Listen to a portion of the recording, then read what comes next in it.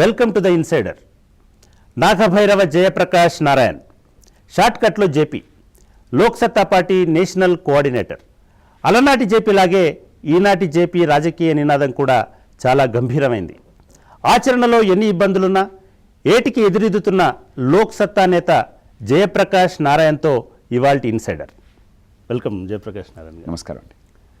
జయప్రకాష్ నారాయణ గారు, మీరు జేపీ అనేటువంటి పేరుని లేదా జయప్రకాష్ నారాయణ్ అనేటువంటి పేరుని ఒక ఆదర్శంగా, జయప్రకాష్ నారాయణ్ లాంటి మహానుభావుడిని ఆదర్శంగా తీసుకుని ఆ పేరును వాడుకుంటున్నారా, లేక జయప్రకాష్ నారాయణని, ఆయన విధానాలని, ఆయన ఆదర్శాలని అనుకరించడం కోసం ఆ పేరును వాడుకుంటున్నారా? మన పేరు మనం పెట్టుకునేది కాదు కదా. అంటే మీ పూర్తి పేరేంటి? జయప్రకాష్ నారాయణ్. మా తాతగారు ఆ రోజుల్లో చాలామందిలాగే కాంగ్రెస్ పార్టీ స్వతంత్ర పోరాటంలో పెద్దగా పాలు పంచుకోకపోయినా కూడా స్వతంత్ర భావనలు, దానిలో కాస్త ఆ గ్రామ స్థాయిలో, ఆఫ్రికా స్థాయిలో పాలు పంచుకోవటం, ఒక 30-40 ఏళ్ల పాటు గ్రామ సర్పంచ్గాను, సహకార బ్యాంకు, జిల్లా సహకార బ్యాంకు డైరెక్టర్గాను వివిధ స్థాయిల్లో కాస్త గౌరవప్రదంగా ఆనాటి చాలామందిలాగా ఉన్న ఆస్తుల్ని ప్రజాజీవనం కోసం పోగొట్టుకున్న వాళ్ళు ఆయన అనమాట. సీతారామయ్య గారు అని చెప్పని ఆయన నాకు ఈ పేరు పెట్టారు, జయప్రకాష్ నారాయణ అని చెప్పని. అయితే 1974 జేపీ ఉద్యమం వచ్చినప్పుడు అప్పుడప్పుడే నేను కొంచెం నా భావాలు వికసిస్తున్నాను. అప్పటిదాకా ప్రపంచానికి గురించి నాకేం తెలియదు. గ్రామంలో పెరిగిన వాడిని, ఆ పుస్తకాలు తప్ప ఇంకేం తెలియదు. పేపర్లు కూడా చదివేవాడిని కాదు. ఆ రోజుల్లో పేపర్లు చాలా అరుదుగా వచ్చేవి. రేడియో ఎక్కడో 3 ఇండ్ల అవతల ఉండేది. రేడియో వినే అవకాశం కూడా ఉండేది కాదు. టీవీ అనే సమస్య ఉత్పన్నం కాదు ఆ రోజుల్లో. కానీ కాలేజీకి వచ్చాక ప్రజాస్వామ్యం అంటే ఏమిటో అర్థం అవడం మొదలెట్టిన తర్వాత మన దేశంలో, ఇతర దేశాల్లో ఏం జరుగుతుందో బీబీసీ ద్వారా చాలా తెలుసుకున్నాను నేను. బహుశా కొన్ని గంటలు బీబీసీ ప్రతిరోజు వినేవాడిని. 74లో జేపీ ఉద్యమానికి బాగా ప్రభావితమైనటువంటి ఆ తరానికి చెందినవాడిని కాబట్టి లక్షలాది మంది వాళ్ళు నేను కూడా ఒకడిని. మరి 77లో ఆ ఉద్యమం ఎమర్జెన్సీకి దారితీసి అక్కడి నుంచి ఇందిరాగాంధీ గారు ఓడిపోవటం, కాంగ్రెస్కి ప్రత్యామ్నాయంగా జనతా రావటం, మేమంతా వెర్రి ఆనందంతో గంతులు వేయటం అన్నీ చూసాం. ఆ తర్వాత నిరాశ కూడా చెందాం. ఒక రకంగా నా జీవితం మొత్తాన్ని శాసించింది ఎమర్జెన్సీ.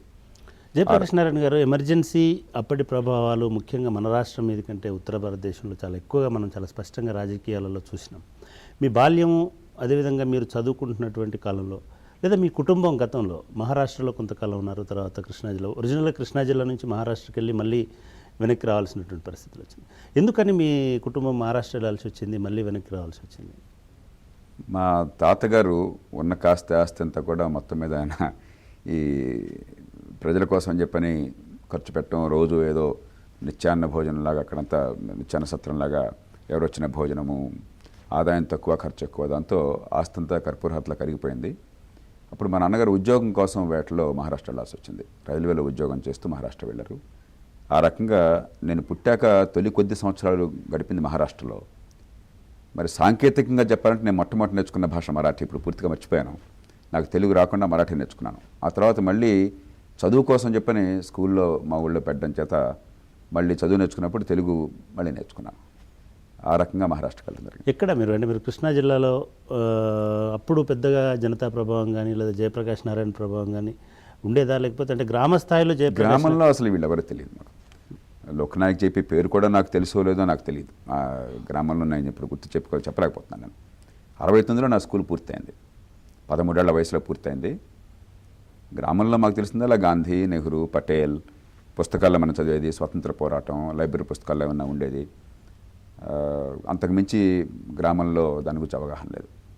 కాలేజీకి వెళ్ళాక నేను ఒకసారి సమాజాన్ని, చుట్టూ ఉన్న సమాజాన్ని బాగా పరిశీలించడం మొదలుపెట్టాను. అలాగే బీబీసీతో నేను ప్రపంచాన్ని నేర్చుకున్నాను. ఆ రోజుల్లో బీబీసీ రోజుకు 5-6 గంటలు కనీసం వినేవాడిని. కాబట్టి ప్రపంచంలో ఏ మారుమూల ఏం జరుగుతున్నా కూడా నాకు పూర్తిగా తెలిసేది. మీకు బహుశా ఆ తరంలో 15-16 ఏళ్ల ఏ కుర్రవాళ్ళకి కూడా తెలియనంత, ప్రపంచంలో ఎక్కడ కూడా దాదాపు తెలియనంత పెద్ద ఎత్తున నా దగ్గర సమాచారం ఉండేది విపరీతంగా. అప్పుడు ప్రపంచంలో ఇతర దేశాల్లో జరుగుతున్న తీరు, మన దేశంలో ఈ అవినీతి, ఈ దుష్పరిపాలన అంతా కూడా సొంత రాజ్యంలాగా నడపటం, దీన్ని చాలా తీవ్రంగా ద్వేషించేవాడిని. అప్పుడు ఎమర్జెన్సీ ఆ ప్రభావం చాలా తీవ్రంగా నా మీద పడింది, మామూలుగా కాదు. కాకపోతే చాలామందికి జేపీ గారు మనకి ఎట్లా ఉంటుందంటే సార్థక నామధేయులు అని ఉంటారు. అంటే జనరల్గా కొంతమంది పేర్లు ఎట్లా పెట్టుకుంటారు, ఇప్పుడు ధర్మరాజు అని అనుకున్నవాడు భవిష్యత్తులో అధర్మంగా పరిపాలించవచ్చు, లేకపోతే కోటేశ్వరరావు అనేవాడు పేదవాడు ఉండొచ్చు. కానీ మీరు జయప్రకాష్ నారాయణ అనే పేరు ఎందుకు మీ తాతగారు ఆ పేరు ఎన్నుకున్నారో తెలియదు. మీరు యువకులుగా ఉన్నప్పుడు జయప్రకాష్ నారాయణ గారి ప్రభావం ఉంది మీ మీద. మీరు అదే పంతాను ఎన్నుకోవడం అనేది అంటే మీరు అట్లాంటి ఒక వ్యూహాత్మకంగానో లేకపోతే ఊహాత్మకంగానో ఆలోచించారా? నన్ను లేకపోతే అంటే ఆ ప్రభావం మీ పేరు ప్రభావం మీ మీద ఏమైనా ఉందా? నిజానికి లేదు, అది ఏనాడు లేదు. లోక్నాయక్ జేపీ ఖచ్చితంగా ఈ దేశంలో స్వేచ్ఛని మళ్ళీ పునరుద్ధరించడానికి కీలకమైన కారణమైనాడు. బాపు స్వతంత్ర పోరాటంలో ఎంత కీలక పాత్ర వహించారో ఈ దేశంలో కాంగ్రెస్కి ప్రత్యామ్నాయాన్ని తేవడంలో కానీ స్వేచ్ఛని పునరుద్ధరించడంలో కానీ లోక్నాయక్ జేపీ పాత్ర మరోరాంది. అదే సమయంలో వివిధమైన కారణాల వల్ల ఇప్పుడు కూడా మనకి కాలం గడిచిన తర్వాత వెనక్కి వెళ్ళినప్పుడు చాలా తేలిక అక్కడ జరిగిన తప్పిదాలు ఏంటో తెలుసుకోవటం చెప్పినది. నిర్దిష్టంగా భారతదేశానికి ఏం కావాలి, టోటల్ రెవల్యూషన్ చెప్పారు కానీ ఏమిటా సంపూర్ణ విప్లవం, అది ఎలా సాధించాలి రాజ్యాంగబద్ధంగా అని చెప్పన్న విషయంలో ఆనాడు బహుశా సమాజంకి ఇంకా అంత స్పష్టత రాలేదు. ఈవేళే చాలా గందరగోళం ఉన్నప్పుడు ఆనాడు ఎంత ఉంటుందో మనం ఊహించుకోగలం. రెండోది ఈవెంట్స్ ఓవర్టుక్తాం. వెంటనే ఇప్పుడు నియంతృత్వం వచ్చేసి దేశం మొత్తాన్ని కూడా స్వేచ్ఛను కప్పేసేసరికి ముందు దాన్ని రక్షించుకోవడం మొట్టమొదటిదైంది. ఆయనకు కూడా వయసు చాలలేదు, వివిధ కారణాల వల్ల అసంపూర్ణమైన విప్లవంగా మిగిలిపోయింది అది. జేపీ గారు, మీరు చదువుకున్నప్పుడు ఆ ప్రభావం ఉంది మీ లోపల. మీరు అటువంటి ఒక ప్రోగ్రెసివ్ యంగ్ మ్యాన్గా మీరు కొన్ని రాతలు రాసినారు, లేదా ఇవన్నీ ఒక లక్ష్యాన్ని పెట్టుకున్నారు. కానీ మీరు ఆ లక్ష్యం దిశగా వెళ్లకుండా మీరు డాక్టర్ అయినారు. కొన్ని డాక్టర్ అయి వైద్యం చేయకుండా మీరు కలెక్టర్ అయినారు. అక్కడ కలెక్టర్ అయి సేవ చేయకుండా మళ్ళీ రాజకీయాలు. అంటే ఈ అనిశ్చితి అనేది జయప్రకాష్ నారాయణలోనే ఉందా, లేకపోతే సమాజంలో ఉన్న అనిశ్చితి వల్ల మీరు ఇట్లా తయారైనా? నన్ను చూసిన వాళ్ళందరికీ తెలుస్తుంది నాలో అనిశ్చితి ఏనాడు ఉండదు. 74లో ఏం ఆలోచించానో 2009 దాకా అదే ఆలోచిస్తుంటే అనిశ్చితి ఎట్లా ఉంటుంది? ఎప్పుడు ఆలోచించేదే చెప్పడం, చెప్పేదే చేయడం అన్నప్పుడు అనిశ్చితి ఎట్లా ఉంటుంది? అనిశ్చితి లేదు. అంటే చాలా మీ మలుపులని చాలా జిగ్జాగ్గా 13 ఏళ్ల వయసులో ఆ రోజుల్లో మాకు బ్రహ్మాండంగా స్కూల్లో మార్కులు వస్తే బైపీసీకి వెళ్తే డాక్టరు, కొంచెం తక్కువ వస్తే ఎంపీసీకి వెళ్తే ఇంజనీరు. అలాంటి వాతావరణం నుంచి వచ్చినటువంటి వాళ్ళం అంతా కూడా, గ్రామీణ వాతావరణం నుంచి. కానీ ఆ బైపీసీ తీసుకోబట్టి కాకతాళీయంగా ఇంకా డాక్టర్ని అయినాను. ఈ మధ్యలో నిజంగా ఇష్టమైంది మ్యాథమెటిక్స్ ఫిజిక్స్ కాబట్టి నేను ఐఐటీ కోసం అప్లై చేస్తే నువ్వు బైపీసీ వాడివి, మిమ్మల్ని తీసుకోమని చెప్పన్నారు. లేకపోతే ఐఐటీకి వెళ్ళిపోయిండేవాడిని. ఖచ్చితంగా బైపీసీ అయినా కూడా ఐఐటీకి 100 రూపాయలనే వెళ్ళినవాడు, దాని అనుమానం మాత్రం లేదు. 74 కల్లా నేను మెడిసిన్లో ఉన్నాను, 72కే మెడిసిన్కి వెళ్ళిపోయాను. 15-16 ఏళ్ళ వయసులో మెడిసిన్కి వెళ్ళిపోయాను. కాబట్టి ఎమర్జెన్సీ అంతా నేను వైద్యం చదువుతున్నప్పుడే. మీరు వైద్యం చేశారా? అంటే రోగులకు వైద్యం చేసేటువంటి అవకాశం డాక్టర్ ఇవాళకి కూడా by any standard I'm one of the better doctors. దానిలో మీకు అనుమానం అక్కర్లే. నాకు వైద్యాన్ని గురించి, ఆరోగ్యాన్ని గురించి సంపూర్ణమైన అవగాహన ఉంది, దాని అనుమానం లేదు. మీ స్పెషాలిటీ లేదా మీకు ఇష్టమైనటువంటి ఫీల్డ్ ఏంటి వైద్యంలో? నాకు ఇష్టమైనది ఇంటర్నల్ మెడిసిన్. మొత్తం ఒక రోగి పూర్ణ ఆరోగ్యం తెలియకుండా మిగతా ఏం చేసిన ఉపయోగం లేదు. నేను పూర్తిగా మనిషి ఆరోగ్యం మొత్తాన్ని కూడా ఇంటర్నల్ మెడిసిన్ చెప్పంటాం, జనరల్ మెడిసిన్ చెప్పంటాం. అది నాకు ఇష్టమైంది. ఆ తర్వాత నుంచి ఎప్పుడు ఒకే పంథాలో వెళ్ళాను. ఒకసారి ఎమర్జెన్సీ అయిన తర్వాత, జనతా వచ్చి విఫలం అయిన తర్వాత మనసులో బోళ్ళంత అశాంతి, ఈ దేశం నాశనం అయిపోతుంది, నేను రక్షించుకోవాలని చెప్పిన అశాంతి. బాధ ఉంది కానీ స్పష్టమైన పరిష్కారం ఆనాడు బహుశా నాకు గోచరించాల. సమస్య ఏంటో తెలుస్తుంది, సమస్య ఎట్లా పరిష్కరించాలని చెప్పినది పరిష్కారాలు ఉన్నాయని తెలుసు కానీ ఆ లోతైన అవగాహన అప్పటికి లేకపోయింది. ఈ దేశంలో ఆ వయసులో ఉన్న యువకుల్లో బహుశా నాకున్నంత పరిజ్ఞానం ఎవరికి లేకపోయినా కూడా ఆ పరిజ్ఞానం చాలదు. జేపీ గారు, మీరు చాలా సందర్భాల్లో మీరు వ్యతిరేకించేటువంటి ఒకానొక శక్తి, ఒక ఇదేంటి వ్యవస్థ ఏంటిదంటే బ్యూరోక్రసీ. అంటే అదే బ్యూరోక్రసీలో మీరు ఒక 15-20 ఏళ్ళు మీరు పనిచేసినారు. ఎందుకని మీరు డాక్టర్గా ఉండి పేద ప్రజలకి, గ్రామస్తులకి ఒక సంపూర్ణ ఆరోగ్యకరమైనటువంటి ప్రతి వ్యవస్థలోనే దాని బలాలు బలహీనతలు ఉన్నాయి. 1970 దశకానికే ఒక విషయం స్పష్టంగా అర్థమైంది.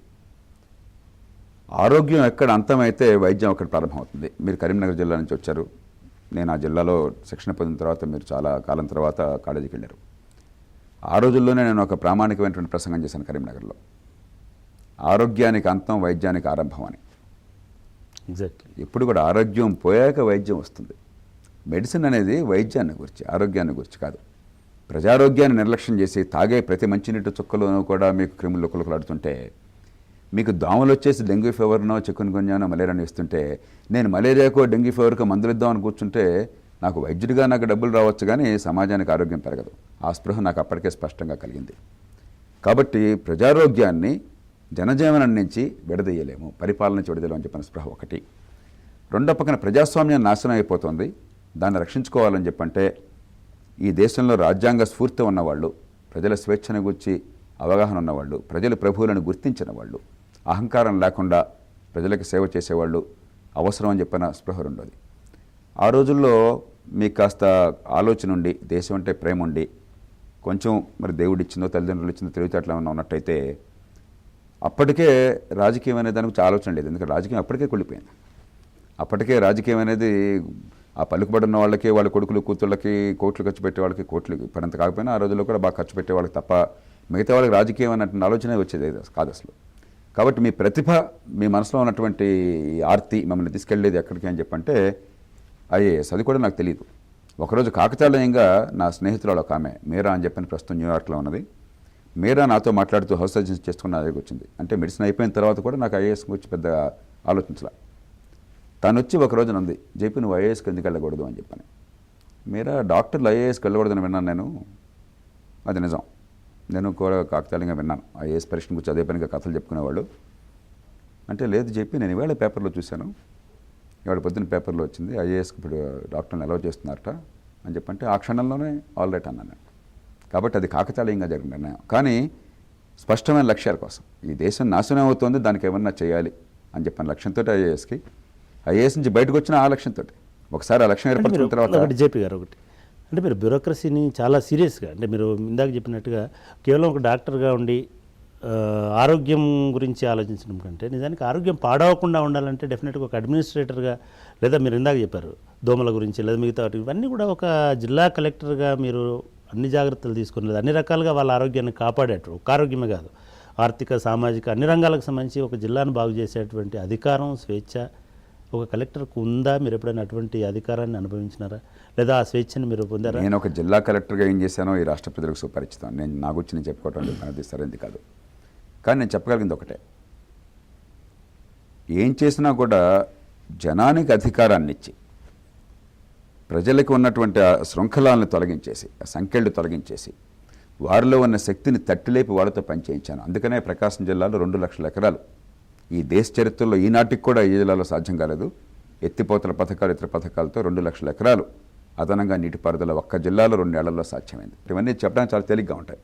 కానీ వాడి వ్యవస్థలో మీరు ఒక్క పని చేయించుకోండి లంచం లేకుండా, అవన్నీ ఏ లంచం లేకుండా ప్రభుత్వ యంత్రాంగం మొత్తాన్ని కదిలించడం, అక్కడ నా లీడర్షిప్ కానీ, ఇన్స్పిరేషన్ కానీ, సామర్థ్యం కానీ, అధికారంలో ఉన్నటువంటి దాన్ని ఉపయోగించుకునేటువంటి ఉడుపు కానీ ఇవన్నీ కలిసి వస్తాయి. జేపీ గారు ఎంతకాలం పనిచేశారు మీరు కలెక్టర్గా? ఎన్నేళ్ళు?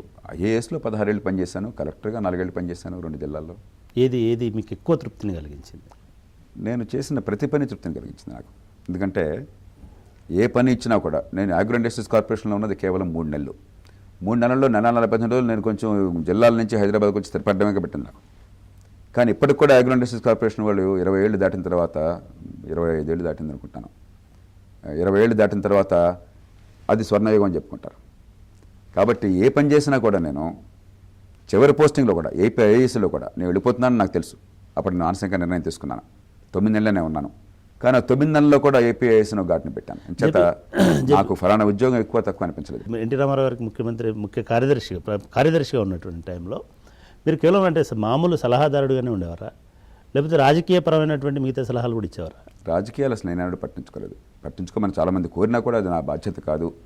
ముఖ్యమంత్రి గారు ఎప్పుడైనా నాతో ప్రస్తావించే సందర్భం చేసినా కూడా ఏమంటే పరిపాలన నన్ను చూసుకోనివ్వండి, మీ తంటాలు మీరు పడండి, అనవసరంగా నాకు చెప్పకూడదంటే ఒక సందర్భంలో ఆయన నా మనసులో ఉన్న వేదన పంచుకోవాలి జయప్రకాష్ గారు, లేకపోతే గుండె పగిలిపోతుంది అన్నారు. ఏమంటే ఆ వేదన మీరు నాతో పంచుకుంటే నేను బలహీనం అవుతాను. నేను పూర్తిగా రాజ్యాంగము, చట్టము, ప్రజల సంక్షేమము దానికోసం నేను అంకితమయ్యి మీ తంటాలు మీరు పెడితే అప్పుడు తప్పును సవరించగలను, మంచిని చేయడం కోసం పోరాడగలను అని చెప్పిన స్పష్టంగా. జయప్రకాష్ గారు, మీరు ప్రతిభావంతులైనందువల్లనే ఎన్టీ రామారావు గారు తన కార్యదర్శిగా మిమ్మల్ని అక్కడ నియమించుకోవడం జరిగింది. రెండవది, మీరు ఇందాక చెప్పినట్టుగా మీరు ప్రతిభావంతులైనందువల్లనే చాలామంది ఆయనను సవరించమని, సర్ది చెప్పమని, సలహాలు ఇవ్వమని కూడా మీకు చెప్పినారు. ఇట్లా సలహాలు ఇవ్వమని చెప్పిన వాళ్ళు చంద్రబాబు నాయుడు ఉన్నారు. చెప్పండి, మీరు ప్రశ్న అది స్టేట్మెంట్ అయింది. చంద్రబాబు నాయుడు గారు కూడా ఉన్నారు, అవునా కదా? నేను ఎవరి ప్రమేయంతోనూ ఏ సలహాలు ఏనాడు ఇవ్వలేదు. నేను ఎప్పుడు కూడా రాష్ట్ర సంక్షేమం కోసం ముఖ్యమంత్రి ఎవరైనా కూడా, ఎందరో ముఖ్యమంత్రులతోనే పనిచేశాను. చెన్నారెడ్డి గారితో పనిచేశాను, విజయభాస్కర్ రెడ్డి గారితో పనిచేశాను, జనార్దన్ రెడ్డి గారితో పనిచేశాను, ఎన్టీ రామారావు గారితో